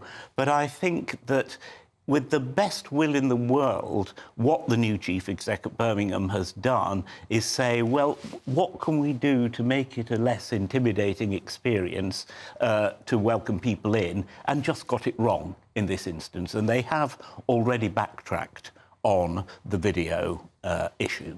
You may be astonished to know that I am an occasional performer, only of the spoken word, but I go to theatres quite a lot. I mean, to me, it would be devastating. It would. I really wouldn't be able to concentrate at all if I saw people filming me or exchanging messages or whatever. And there are huge rights issues, of course. You know, Ian Bostridge singing a song cycle by Britain, which, you know, is... that's his intellectual property, as it were, that performance. But things are changing. And I can see the Birmingham Orchestra wanting to have themselves on YouTube, wanting to have things that reach out to the community in Birmingham. Let's think it through a bit more carefully as to how that's done. The last night of the proms, Rule Britannia and so on, used to run the proms. Is it conceivable that some people, including some artists, could be offended by this piece of music? Well, I think it is perfectly reasonable if you take it at literal face value that you are suddenly brought up short with what it is trying to say. But in fact, those pieces on the last night of the Proms, Land of Hope and Glory, Jerusalem, which I think is a completely wonderful piece, they are the letting of the hair down after, 70 concerts of superb quality. And they are part of a tradition of music making. I don't think we should be, in quotes, cancelling them simply because they come. You would let them live on. I think you're absolutely right that people don't take them literally. I mean, one has seen the Women's Institute, the Mothers' Union over the years, bring me my arrows of desire. I mean, presumably they were not literal about what they were singing. Well, who knows? And I think you would surely, Michael, say that in terms of opera, not every opera singer is literal about the text that they are singing. But I think this just needs to be put in perspective. The last night of the Proms is a wonderful celebration, but the meat of the Proms season, which starts in mid-July, is this year looks an absolutely wonderful spread of symphonic and other concerts with great orchestras from abroad, Berlin Philharmonic, Simon Rattle bringing his new orchestra, Bavarian Radio. How marvellous to end on a positive note. Thank you very much indeed to Nicholas Kenyon. Time for the Great British Giveaway and your chance to enjoy a spectacular summer with an extra £20,000 of cash in your bank account. It's our biggest cash prize of the year so far, and here's how it could be yours. You really could be our next big winner with an incredible £20,000 in tax-free cash to play with this summer. What would you spend that on? Well, whilst you're thinking about it, listen to some of our previous winners getting that winning phone call from us. I'm Charles. I'm on £18,000 cash. It was just amazing, and as soon as it goes into your bank account, it just changed. It's a life-changing thing. Just go for it. It's an absolute must. You must try and go for it. The next winning call could be answered by you. For another chance to win £20,000 in tax-free cash, text WIN to 63232. Text costs £2 plus one standard network rate message. Or post your name and number to GB05 PO Box 8690 Derby DE1 9TT. UK only. Entrance must be 18 or over. Lines close at 5 p.m. on the 31st of May. Full terms and privacy notice at gbnews.com/win. Please check the closing time if listening or watching on demand. Good luck. After the break, I'll be speaking to Dr. Susanna Avery-Quash, the lead curator at the National Gallery, to discuss its 200 years of history. Stay with us. This is GB News, Britain's news channel. So Meghan's launched her new lifestyle range, starting with jams, and it's called American Riviera Orchard. Apparently, it's been made from organic fruits grown in Meghan and Harry's Montecito gardens.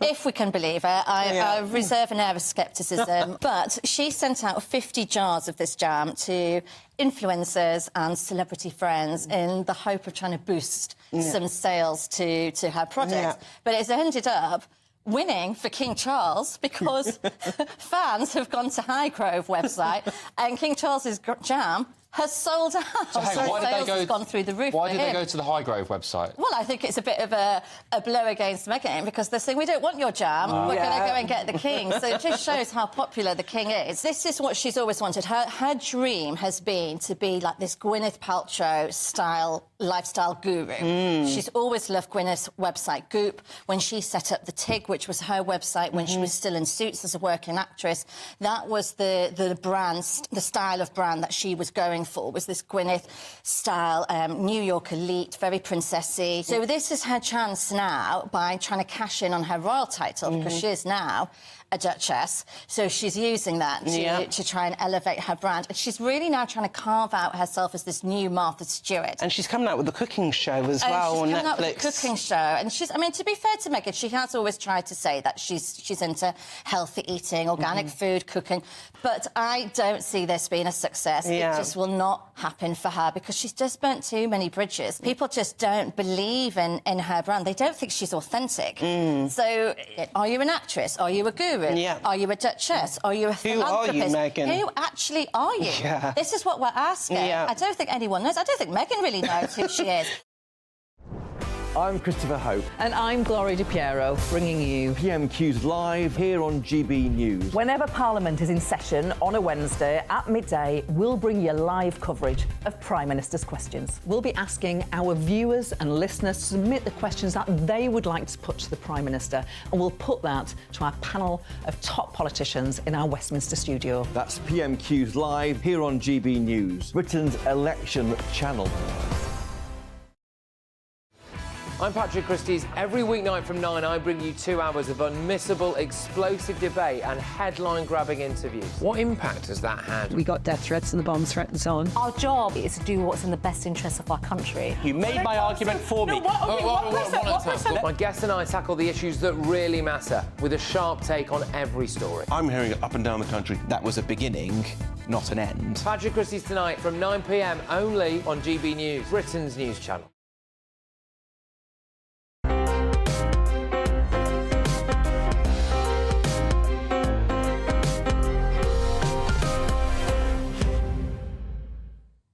The National Gallery in London's Trafalgar Square celebrates 200 years since its foundation.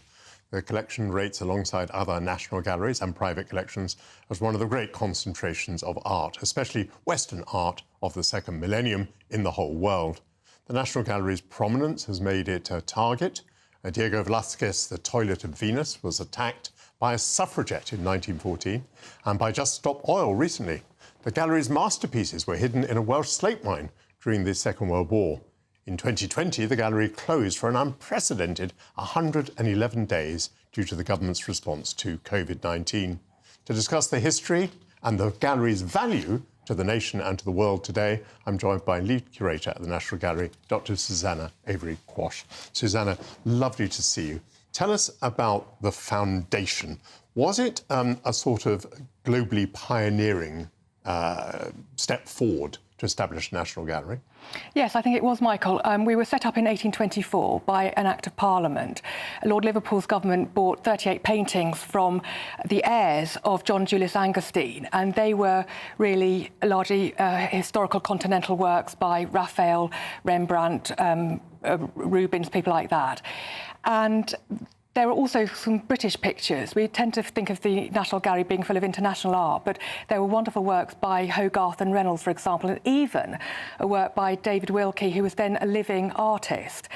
I think we were definitely pioneering in the sense that we weren't founded from a royal collection, unlike our continental peers like the Louvre in Paris or the Prado in Spain. But we were founded by an Act of Parliament, and that made us quite special, that we were always the people's picture gallery, bought for the people, by the people. And I think also what made us quite special was that we're quite a small, compact collection. We only have about 2,400 paintings. Again, in comparison with the Prado, the Louvre, we're very, very tiny. But that makes us almost like a treasure trove of gems. And I think we're also pioneering in the sense that in 1855 we were reconstituted, and we didn't then only collect sort of Baroque masterpieces of the type that were in the foundational collection, but we expanded quite radically to start collecting early Italian art, to tell the whole story of Western European painting from its origins in Italy in the middle of the 13th century. So we were radical in the sense we weren't a royal foundation, we were small, but we were able to tell the whole history of Western European painting that you alluded to. And is that the great strength of the National Gallery? Is that what you would say? It tells the story? Yes, it tells the story in a very condensed way. So you don't get too tired. You're not running through masses of galleries like you do in the Prado or the Louvre. We, in a compact space, through some real gems, we can actually tell the story of Western European painting. And in fact, we've got 12 masterpieces as part of our bicentenary on tour at the moment, Michael, where we've lent out real masterpieces on this National Treasures tour. And we've got works which really show the strengths of our collection. So we've got a Turner and a Constable. I think you've got some pictures up that we can share. and they're being lent out. And in fact, people forget that until 1896, we had a huge amount of British pictures, but they went off to the National Gallery of British Art at Millbank, which is basically the Tate Gallery. We've always been very, very rich in collections of Italian painting. And then when... Looking at a Botticelli now, which I think you've... Well, that's now Rembrandt, but we're on a Botticelli, which you've lent to the Fitzwilliam. That's absolutely right. And then that wonderful Rembrandt that we just looked at, we were always very rich in 17th century Dutch art. And so we let this beautiful portrait, self-portrait by Rembrandt at the age of 34, out to one of our 12 locations.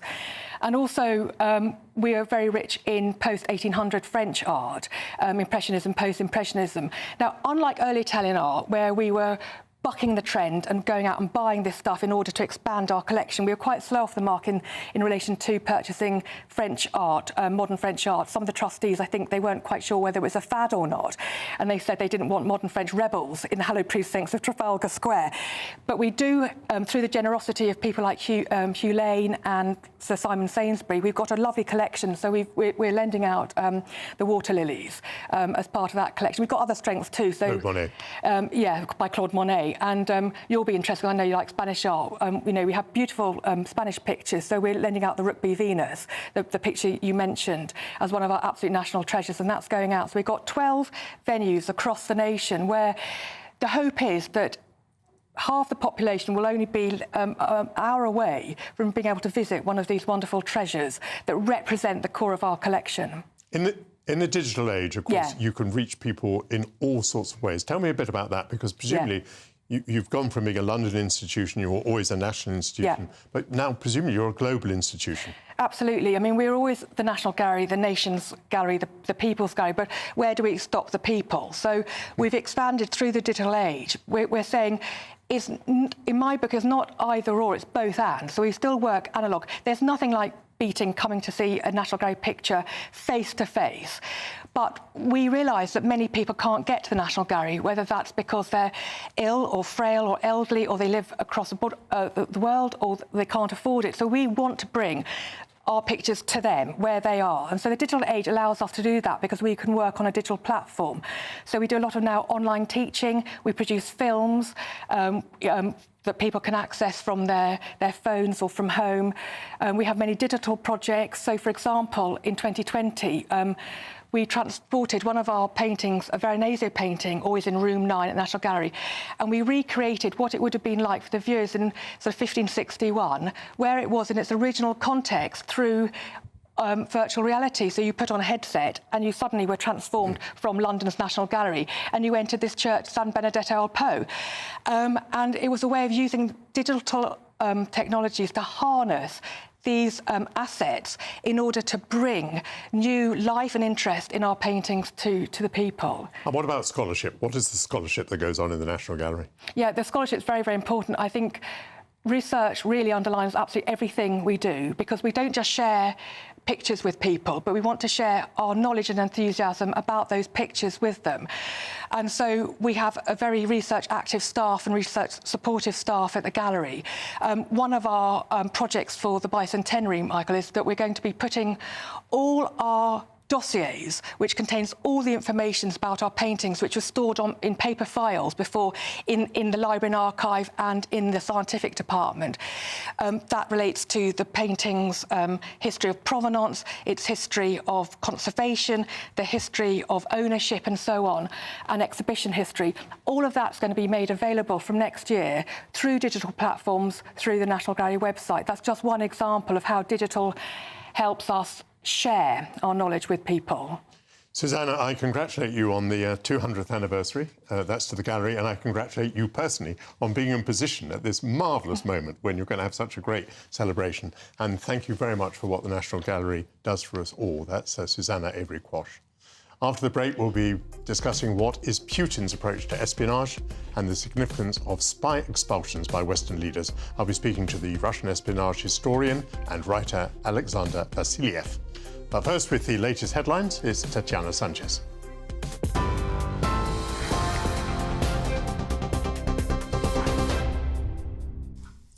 Michael, thank you very much. 12:31, the top stories. Claims a British-Israeli hostage has died in Gaza are being urgently investigated by the Foreign Office. Hamas says Nadav Popplewell, who was kidnapped during the October attack in Israel, was injured during an airstrike a month ago. Undated footage of the 51-year-old with a black eye was also released. The government says it's seeking more information after the terrorist group made the claim in a video. Tory defector Natalie Elphicke denies she lobbied the Justice Secretary over her then-husband's sex offences trial. Sir Robert Buckland claims the MP, who crossed the floor to Labour, requested the case be moved to a lower-profile court.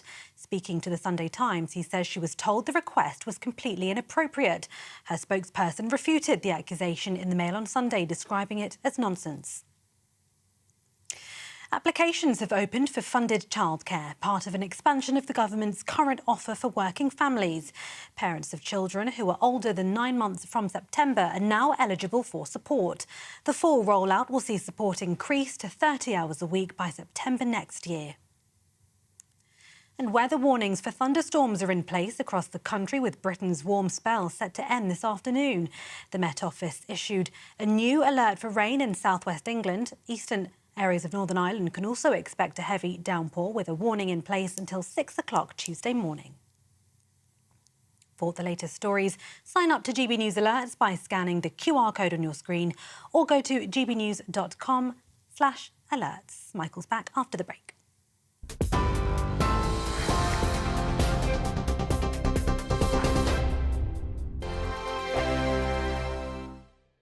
This is GB News, Britain's news channel. In the quaint Derbyshire village of Sudbury, there's a storm brewing between the local football club and the National Trust. This grass field might seem unremarkable, but for hundreds of years it's been part of the Sudbury Hall estate, playing host to the village football and cricket matches. Now the National Trust are planning to put an end to that tradition in the name of biodiversity, with plans for trees and plants where the football club play. Some worry it breaks a memorandum of wishes from the late Lord Vernon, whose family have lived here since 1660. Manager of Sudbury FC Tom Crutchley says he's upset at the decision. Naturally disappointed. We've been here, this is our 9th year. We've put a lot of effort into here to keep playing, to maintain it. I'm from the village originally, so personally it was, it is very upsetting. MP for Derbyshire Dale Sarah Dines says the National Trust aren't respecting the history of the site. I feel they're trampling over the wishes of historic owners who gave up this wonderful site for the nation. And for over 100 years, people have played football and cricket here. It's incredibly sad. Incredibly sad, and it's against the wishes of a lot of people locally who've written to me from the village. Sudbury Hall lives under the branding of the Children's Country House, a decision which Dines says is disrespectful to the history of the estate. I mean, this is fake to make it into a children's theme park. It's almost a reimagining, and in fact that's the very words it says on their website. The house is reopened, it's been reimagined. I don't want our heritage to be reimagined. I think the National Trust it's been captured by people who have different ideas than most people in this country. Whilst the public will still be able to roam these historic grounds, the village feels like a legacy is being snatched away. Jack Carson, GB News, Sudbury. In the GB Newsroom, we bring you the news as it happens. With our team of dedicated journalists across the UK, GB News brings you accurate reporting of the day's topical agenda. When the news breaks, wherever and whenever it's happening, we'll be there. This is GB News, the People's Channel, Britain's news channel. I'm Bev Turner. Thank you for joining us on GB News, the People's Channel, Britain's news channel. Good afternoon, Britain. Good afternoon, Britain. Weekdays from midday, we bring you the most compelling stories from across the United Kingdom. And why it matters to you. From your doorstep to our inbox. That's right, we want to hear from you. Good afternoon, Britain. Only on GB News, the People's Channel, Britain's news channel. I'm Mark Dolan, and this is GB News, the People's Channel, Britain's news channel.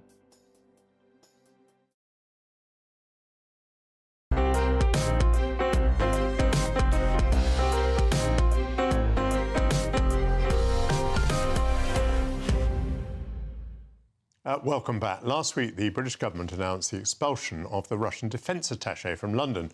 Following Russia's invasion of Ukraine, more than 600 Russian spies were ejected from operating in Europe under diplomatic cover, creating a gap in Putin's intelligence coverage of the West.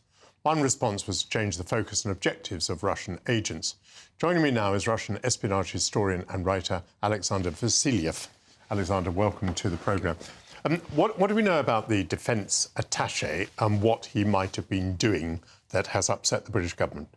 The thing is that it is a well-known fact, and it's universally accepted, that military attachés of any country, they are responsible for collecting information about the armed forces, about the scientific developments in the defense industry, and so on.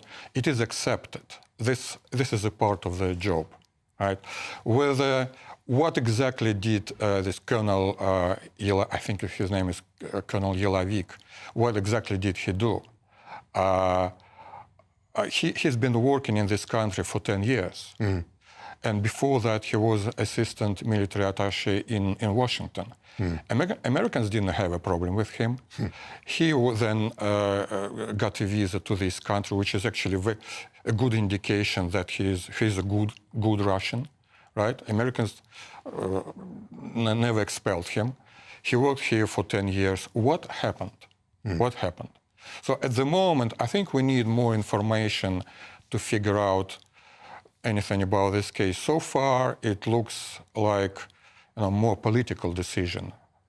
That's very interesting. I suppose many of us would be struck by the number of instances where we believe that the Russians are trying to penetrate information technology systems, a disruptive activity. Has that been a change of emphasis? Are Russian spies now more focused on that sort of disruption rather than simply collecting information? Well, I think they're doing it, they're using every way possible to collect more information, maybe to influence even British politics, foreign politics. The thing which worries me is, for instance, a recent case when a Russian guy was killed in Spain. Tell me about this case. This is basically a traitor. He defected to the Ukrainian side. He used to be a helicopter pilot, and he flew over from the Russian side to the Ukrainian side. There were 2 or 3 people in his helicopter. They got killed. And he became some sort of hero in Ukraine. They made a documentary about him. They paid him $500,000. They gave him a new identity, a new Ukrainian passport. And he went to Spain to have a good time. So 2 guys, maybe Russians, maybe someone working for Russia in Europe, they found him. Yeah. And they killed him. I mean, that is, of course, horrible, and we absolutely deplore it. But there's nothing very new about this, is there? I mean, Putin follows traitors relentlessly across the globe and makes us all realise that his reach is infinite. Yeah, he obviously hates traitors, and he talked about it more than once. On the other hand, when Russian intelligence service, for instance, plans operations, they weigh pros and cons. Yeah. And killing someone in such an important country with professional counterintelligence service as Britain or the United States, there are a lot of factors against it. For instance, you may remember the Skripal's case. Right? Of course we do. Yes. Which played out in Salisbury. Absolutely. In my opinion, in my personal opinion, it's the official narrative of that case is pretty questionable. To me, it's very difficult to believe that Putin would authorize anything like this 3 months before the World Cup in Russia. Right, I see. In which Russia invested huge amount of money. So what, you think it might have been a freelance activity? Yes, it may be freelance. And also, as like in any case where Russia was allegedly involved, I would like to see solid evidence. As far as I understand, there is no solid evidence that those two guys, Petrov and Bashirov, actually went up to Sergei Skripal's house. Mm-hmm. There is a problem with timeline, because the Skripals left the house at 9 a.m. and then they were spotted in central Salisbury at 1:30. I suppose it should not be surprising in the field of espionage that there are many things that we don't understand. Absolutely, absolutely. And which the sort of thing that you're working on. Do you have any idea? The Russians have this country house. Yes. And this country house enjoyed diplomatic immunity, and that has now been withdrawn, presumably because the British government think that some sort of espionage activity has been carried out in that house. I mean, firstly, do you agree that that is probably why the diplomatic immunity has been withdrawn? Yes. If the diplomatic immunity is withdrawn, it means that the British police can enter the house. Yes. The British police can't enter the embassy. No. Because of the diplomatic immunity. But the thing is, I'm not sure whether the station of the GRU or the Russian intelligence service was located there. They usually use the embassies for that, exactly because of the diplomatic immunity, because the police can't enter them. And it's a common knowledge that the stations of the GRU and the Russian intelligence service, they are actually located in the embassies. Well, there seem to be many puzzles here. I was hoping you were going to elucidate everything, but really what you're making me believe is that everything is even more complicated. Oh, absolutely. Even more ambiguous than one might have imagined. Thank you so much for joining me. Alexander Vasilyev. After the break, it will be 5 o'clock somewhere, as we'll be mixing it ahead of World Cocktail Day tomorrow. Andrea Amorozov from the Cocktail Lab will be with me for our Taste of Britain.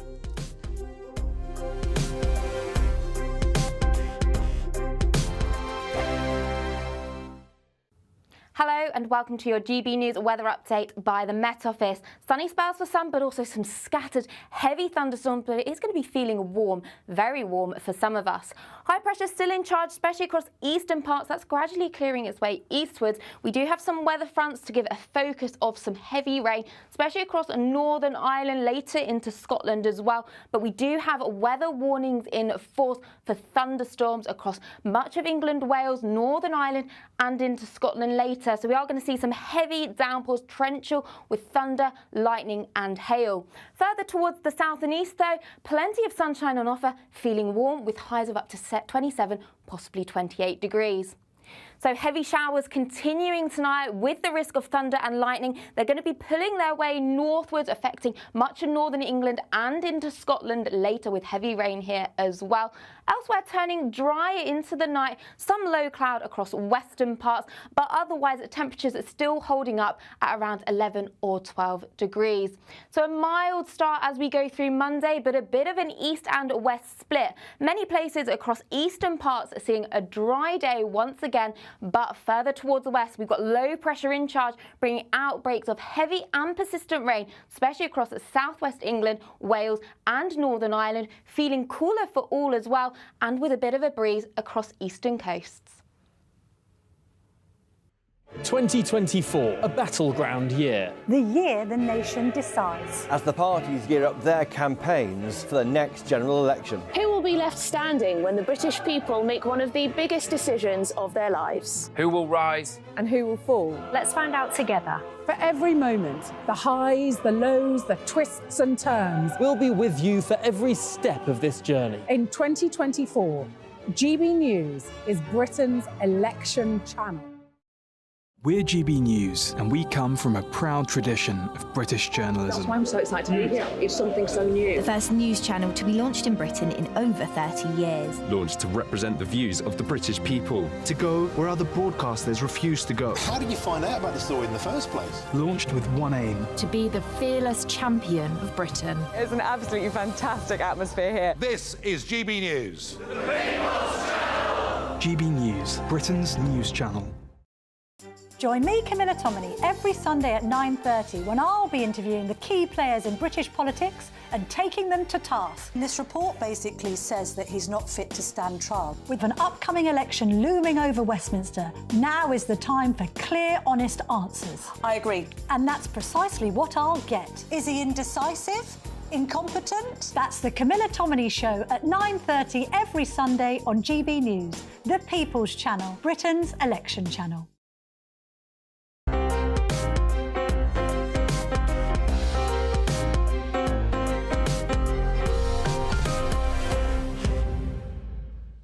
Welcome back. It was in 1806 when a stimulating liquor composed of spirits of any kind, sugar, water and bitters was first named a cocktail. The New York tabloid newspaper, The Balance and Columbian Repository, coined the phrase in response to a reader's inquiry. 200 years later, we have an annual celebration of the drinks that are madly popular all year round, all around the world. Andrea Amoroso, the founder and mixologist of the Cocktail Lab, is here. Thanks, Michael. It's lovely to see you. Thank you for coming in again. Fantastic. There are thousands of cocktails. How on earth have you chosen what to mix today? Right, okay. Today I'm going to make two of great summer cocktails that, well, we like and we think are one of the best ones. So one will be a timeless cocktail, which is a Mai Tai. I love Mai Tai. A Mai Tai? Many people know different ways. We make a pretty decent one. And the second one would be an estate hold-up cocktail. That's how it's called. OK, let's start with our Mai Tai. Great. On it. Describe what you're up to. Right, absolutely. So this by the way, is you've a got shaken beautiful cocktail, equipment. Thank you so much. All your stuff is so... You've got it all in this sort of coppery bronze colour. Very nice. OK. Then two. So, you know, we're always joking about stirred not mixed or stirred not shaken. What is the advantage of shaking? Right. So basically, we mainly need three principles, three main things, which is dilution, mixing, and chilling? Cooling, chilling. Yes. Yeah, that's right. Yes. So in a shaker, you might have more dilution. So that's a rum-based cocktail. So we start with some rum.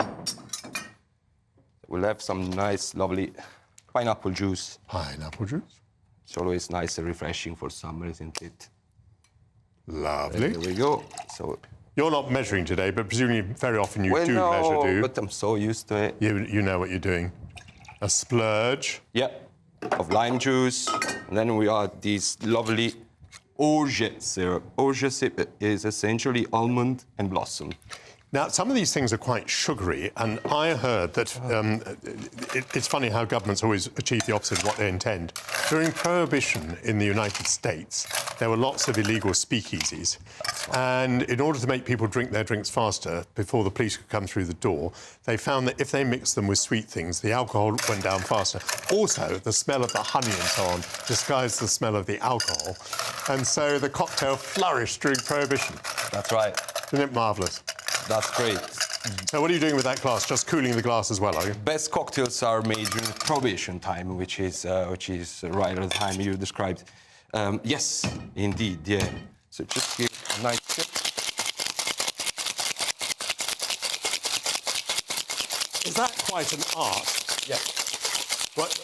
I mean, you do it in a very flamboyant way. Is there a particular reason for that? Yeah. So we want the ice to go and round into the cocktail.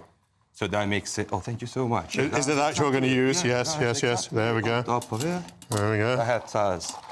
Dip the ice into the shaker so that we can pour in a glass. We'll leave a little bit of room so that we can... You're going to give it another top-up? Yeah, layer of dark rum this time. Oh, my goodness. That makes it even nicer. Lovely. I have nothing on for the rest of the day. Beautiful. And then, so sorry, I'm just going to make it very beautiful for you. Of course you are. So a straw. And we got some nice cherry pineapple. Because the decoration is quite important. Oh, you've made that look absolutely lovely. Yeah. Now, may I suggest, Andrea, that you start mixing your next cocktail, because we're short of time. Absolutely, on it. So, meanwhile, I'm just going to have a little taste of this. Thank you. Let me know. Well, you know, I made that point about disguising the alcohol. That's what happens here, isn't it? Yeah. I could drink that happily all afternoon, but I would probably be ill-advised to do so. Absolutely. Very delicious. Very, very summery. Takes you straight to a sandy beach, isn't it? Remind us now what this second one is. Oh, second one is a contemporary classic cocktail. Yes. Contemporary, because made nowadays, but it's still a twist of a classic one. So what are you putting in it? Particularly, oh yes, that's a vodka based. So I've added some vodka, triple sec. We're adding a bit of passion fruit puree to it. Have you noticed I can't stop sipping this one? Thank you. That means you like it, and I'm so glad.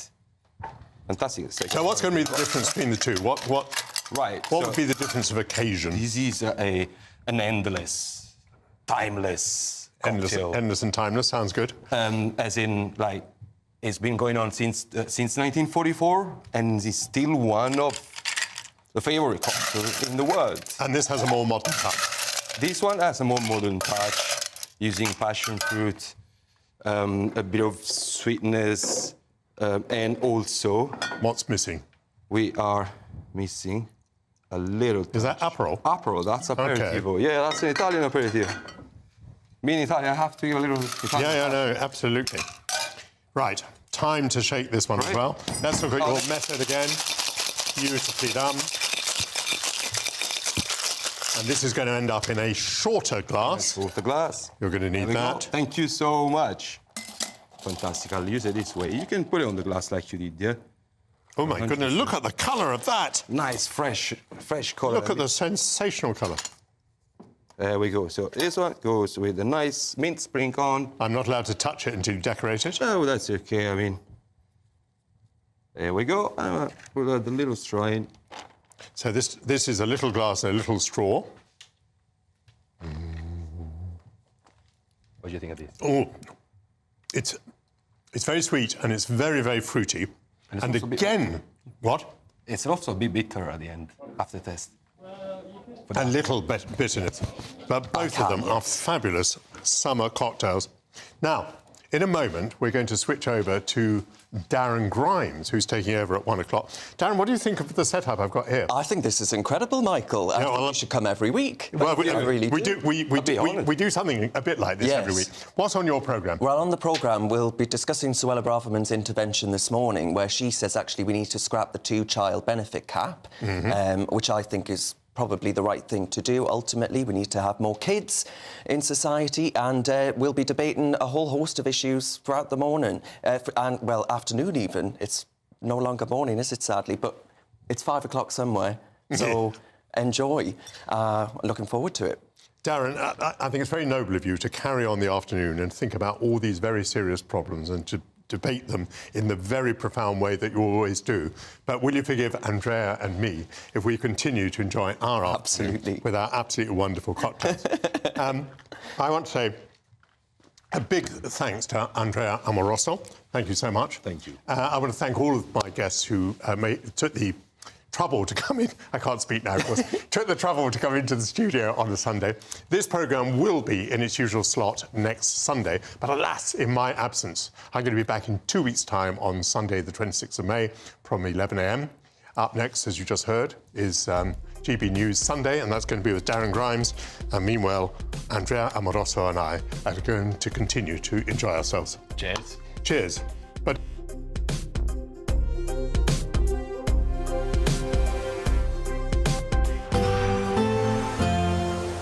Looks like things are heating up. Boxed boilers, sponsors of weather on GB News. Hello, welcome to your GB News weather update brought to you by the Met Office. For the outlook, drier in the east but turning unsettled in the west and also feeling cooler as we go into Monday.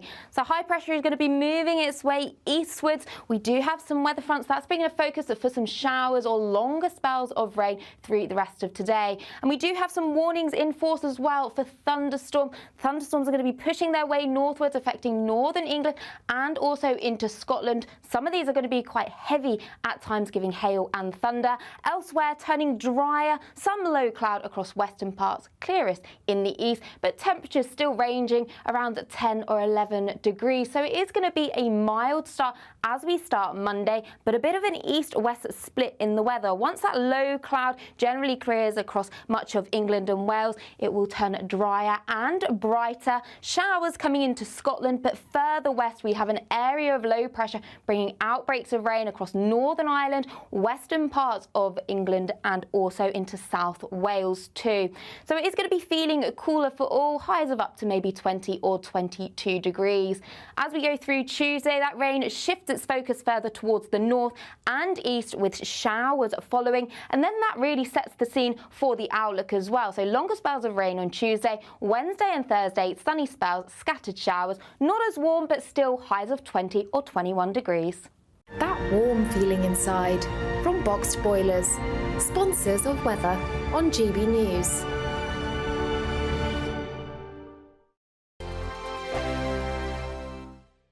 Don't miss your chance to win our biggest cash prize so far. A totally terrific £20,000 in tax-free cash to make your summer spectacular.